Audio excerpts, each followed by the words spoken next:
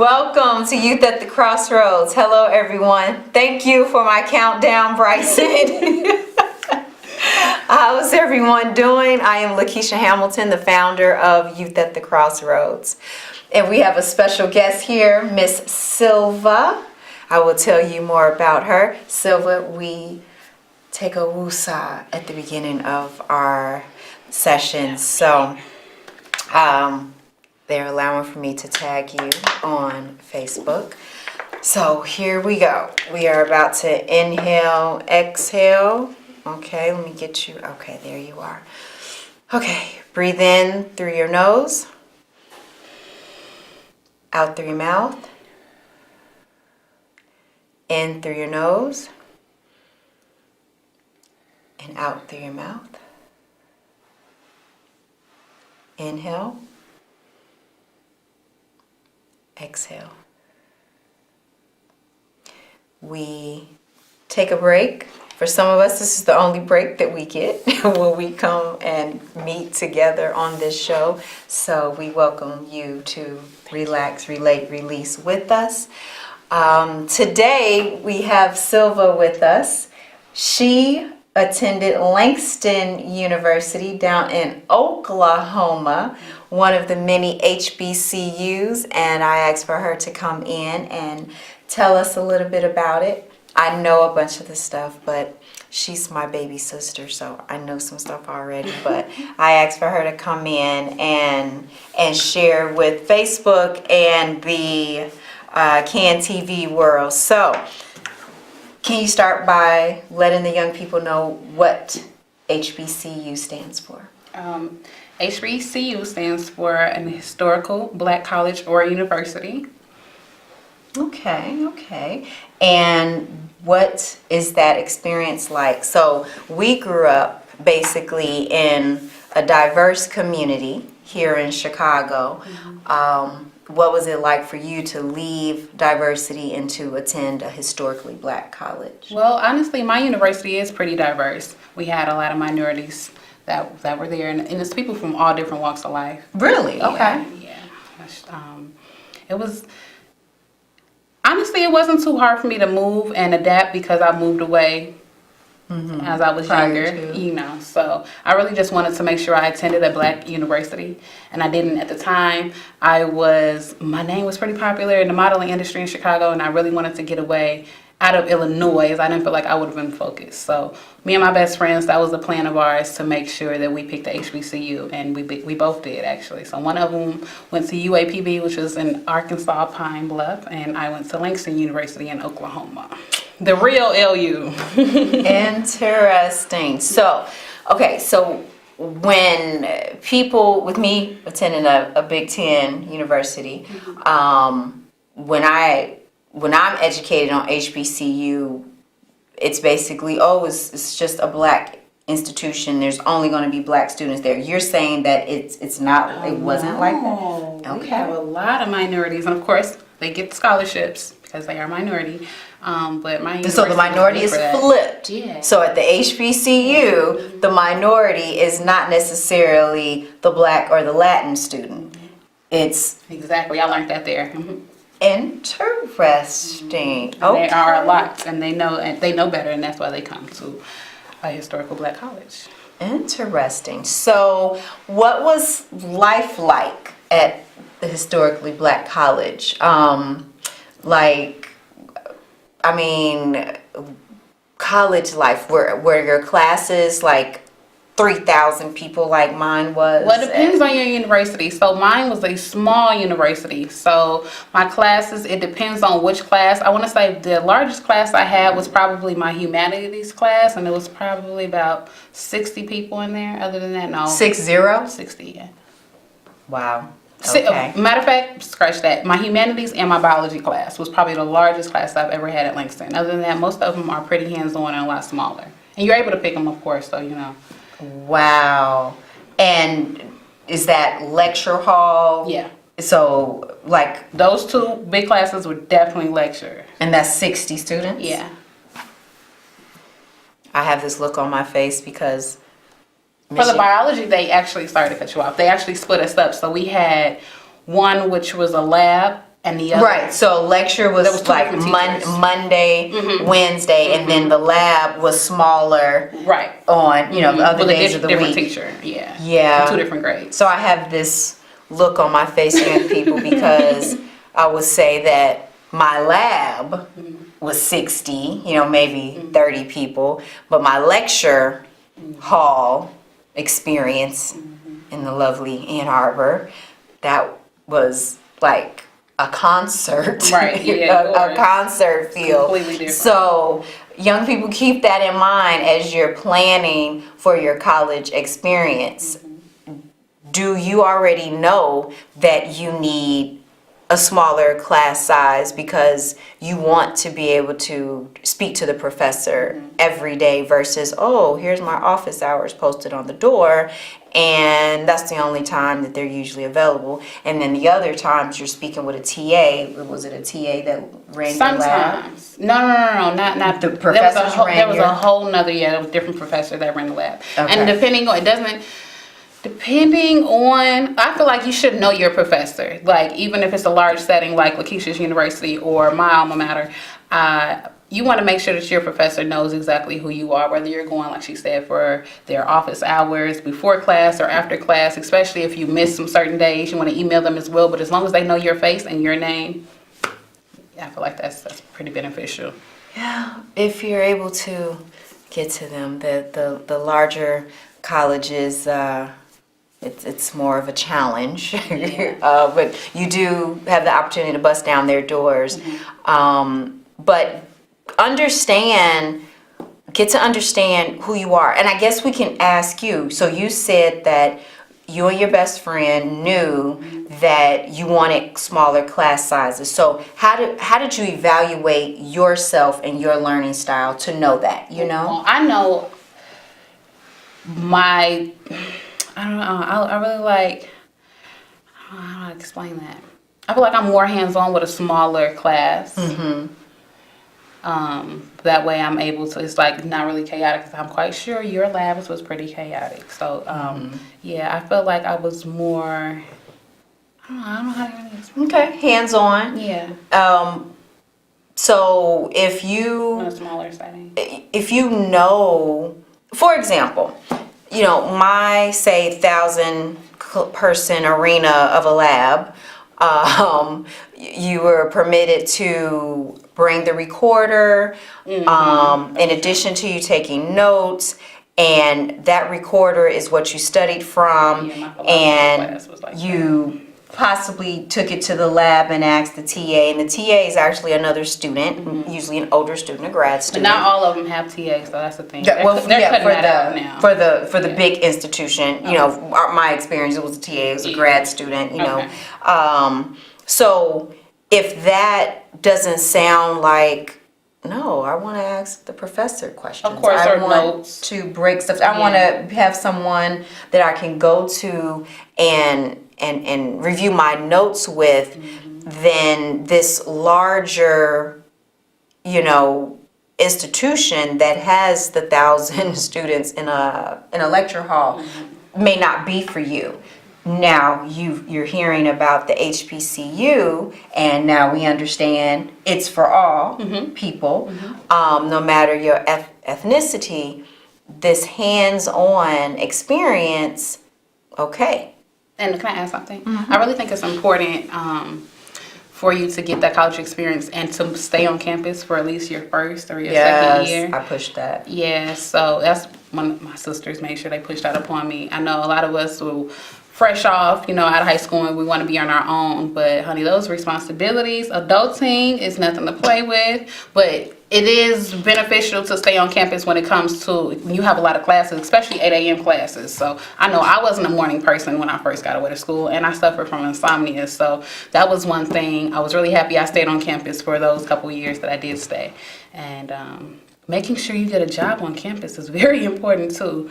Like work study, or even if you don't qualify for work study, I know that depends on like your financial aid. If you don't qualify for work study, they also have other jobs around the campus, whether it's in a cafe. Don't get discouraged. You're going to need some money, and you're not going to want, depending on how strong your support system is, not all of us were blessed enough to have a strong support system. So you're not going to want to be in your parents' pocket all the time. You're going to want your own spending money because it gets tough. And don't depend on those refunds from financial aid because they will give you the runaround. Okay, you touched on some good information. We get Mr. B with us again this week. He is Hello. saying maybe less distractions in a smaller class. That's true. So young people, Mr. B is here again sharing some information and some insight for you. Smaller class sizes, less distractions. What are distractions? What throws you off your square that keeps you from not being focused? Is it possible that the smaller classes will allow for you to not have those interruptions? Yeah. So when you're evaluating who you are and what you need, and so Know your attention span, because honey. yes, so you know that someone lecturing you for 2 hours, they're not going to get anywhere with you. Do your research on the schools and Very important. on the professors. Like, their bios are available somewhere. Do your research and look it up. You all have the internet. That wasn't around, freely. Also, I feel like it's important to do your research on the state or the city your university or your college is in, because that's one thing I didn't really do, but like I said, I really wanted to just get straight away. I learned a lot outside of my university as well, in a very small town in Oklahoma where I decided to transfer my Walgreens job from Hyde Park down there. So I learned a lot.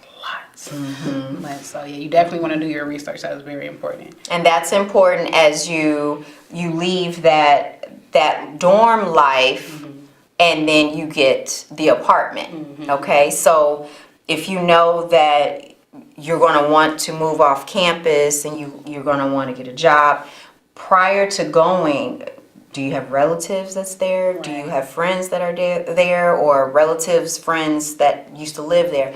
Sit back and have those conversations with them about the community in which your school is in, or the next town over. Right. You may not want an apartment in the direct community of your college or university. You may want to go to the next town. And I just said something that usually isn't discussed. You have colleges and you have universities. Colleges focus on a particular subject.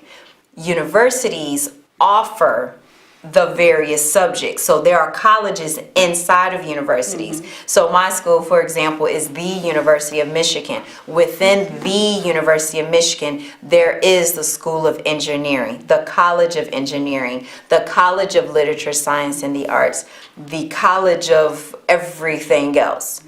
Okay? Usually the colleges are smaller and they focus and they zoom in on one particular area. Okay? The universities are usually the larger institutions that are offering a variety. So keep in mind. And then you have our junior colleges. Right.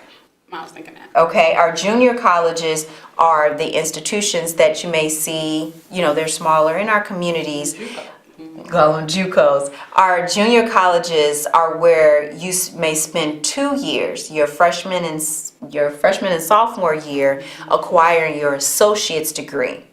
The colleges and universities offer bachelor's degrees, which is usually after 4 years, and then you can move on to your graduate programs. Okay, so you determine what fits you and what's comfortable for you. There are people who will leave high school and go into our junior colleges so that they can knock out their prerequisites. So they'll do their first 2 years at a junior college and then transfer into the universities or the larger colleges and finish working on their bachelor's or their graduate degrees. That's true. A lot of my friends did that and transfer actually from Chicago down to my university for sports. So interesting. A lot of and they joined the black organizations as well, Greek organizations, and yeah, we learned a lot from there as well. Okay. Someone's posting on your wall? Yeah, you know, one thing when I was looking up, because I was pretty nervous on coming here, and it was so funny that this one post I seen says, oh, first of all, HBCU is always it's always a fashion show in the yard. I went to Kenwood, so I mean, it was always a fashion show there, but you don't want to go to school for the wrong reasons. Your homecoming is a family reunion, so the people you go to school with are going to become family, seriously. And one thing I read was the financial aid will definitely help build your character. You all will learn once y'all get away from school, but you should know what I mean. I don't know if I know what that is, but wait, you spoke about working. Yeah. I want to stretch that out a little bit. Oh gosh. I remember going to get a cheeseburger out in Ann Arbor, and a fellow student who didn't look like me, he like almost fainted at the fact that I had to work. Wow. He was like, I wouldn't be able to do it. I don't know how you do it. And I was like, I had some peers that was amazed that I was juggling 2 jobs. And I was like, yeah. So it is definitely an experience, but a necessity for many. Definitely. As Silva said, everybody does not have the same support system. Mr. B is saying that his son worked at a not-for-profit where he was tutoring math. Oh, awesome. He had 3 jobs. He was an RA, a tutor, and he worked at And you can also write RA. That's important as well, where you'll be over the housing for most of the students. I know first job I got started off in human resources, then I got in admissions. Then my mentor was over the technology department, so I went to go and work there. And I want to say that was probably the last job. I held that one down for a little while, and then I was working at Walgreens. So those were the 2 jobs I had. I did work in the community eventually. I worked at a Rite Aid, but prior to that experience, I was in, oh my gosh, what was it called? The Underground. It was the restaurant that was inside my freshie dorm, Underground. Oh my gosh, the ice cream was off the hook. Chaotic. And then I left from there and was in the financial aid office. Oh yeah, and actually, I mean, it was laid back. My financial aid, I forgot. It was a particular unit. It was for people like me who had particular scholarships, and it was the athletes. I think it's called. I forgot. It was a particular unit. It wasn't regular financial aid. It was a separate. Okay. So I was there counseling the athletes, helping them read the fine print before they sign their documents. Young people do that. Read the fine print. Read the top, the middle, and the bottom. Don't just sign documents. Read it, especially if you are a student athlete. Read the documents before you sign them. They usually don't. And actually, I work in the technology department, and my mentor, he actually just passed. Rest in peace, Papa Wallace. I helped them prepare our resume workshop for the athletes because, beyond me, I learned out there that there are a lot of students who are used to other people, I guess you would say, paving the way or doing their work for them. So when it comes to the real world, or most of the athletes, they depend on just those scholarships, and you don't want to do that to yourself when it comes to your coaches, because things always don't work out. So you want to make sure you do have a plan B, but academics goes a long way. So you want to make sure your grades are on point. You want to make sure that you're retaining the information, because this is your money. You're going to have to pay back your loans and stuff, unless you're paying it out of pocket, but you want to make sure that you're getting the education that you're paying for. That's very important. So I was really happy to have helped with the resume workshop, because there was a lot of people who did not know how to, write their resumes or how to go and get a job. That was. So, working on campus, understanding where your money is coming from. Financial aid will determine if you qualify for work study. Right. If you don't qualify for work study, then look for a job on your own. You can still work Payroll on jobs. campus. You can still find a job on campus, or The as cafeteria, Mr. library, stuff Mr. like B that. said, his son had a job off campus. I had a few jobs off campus. You do what you have to do, but try to balance Stay it out. focused, yeah. So you're in school for the education. That is important. You're trying to move forward. So try not to. I understand you need the money, but try to balance it. And if you get the job on campus, That word right there, they balance. will That's know important. that you have schoolwork. Whereas a regular job is like, okay, we need you here at 9 Yeah, because o'clock. my corporate America job did not care about school. There was a point in time where I ended up putting my job before my family and my schooling. So that is very important. So Glad you careful mentioned with that. Yeah. And athletes, you go in on a scholarship and you don't have a plan B. Many of those scholarships end the minute something happens to Yes. you. If you get hurt, Ooh. your money that flow from that scholarship no longer exists. If you cannot play for the team, it's a possibility that your time at that institution is over. So, what is your plan B? What is your backup? If something happens to me in this sport, I'm still staying at this school and this is how I plan to pay for it. Or you ask questions in your scholarship, whereas you can ask them, hey, where's room for I get sick or something happens to me, I still want to stay there. Have those hard discussions prior to you stepping on that campus, okay? Because many times student athletes do not have that plan B, and they're out of there. Saying it, yeah. Okay. And they won't be able to get back on campus for housing the next year or even to eat, and your coaches promise you one thing, honey, but you definitely want to make sure you have a balance and a plan B. Okay, so ask those questions.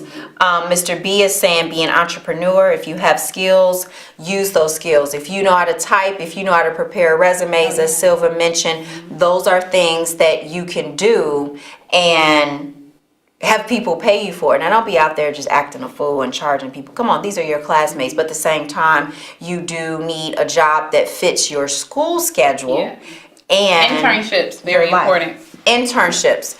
You should be speaking with individuals on your campus. There should be an office. I forgot what it was called in Michigan. But around your junior, senior year, they're usually speaking to you about internships. You can start early though. Yeah. And those internships, now hold on. We've discussed this before here on CAN TV. Not all internships are paid internships, okay? Right. Most of them are not paid. Yeah, so there's such thing as you are getting paid with the experience, not a paycheck.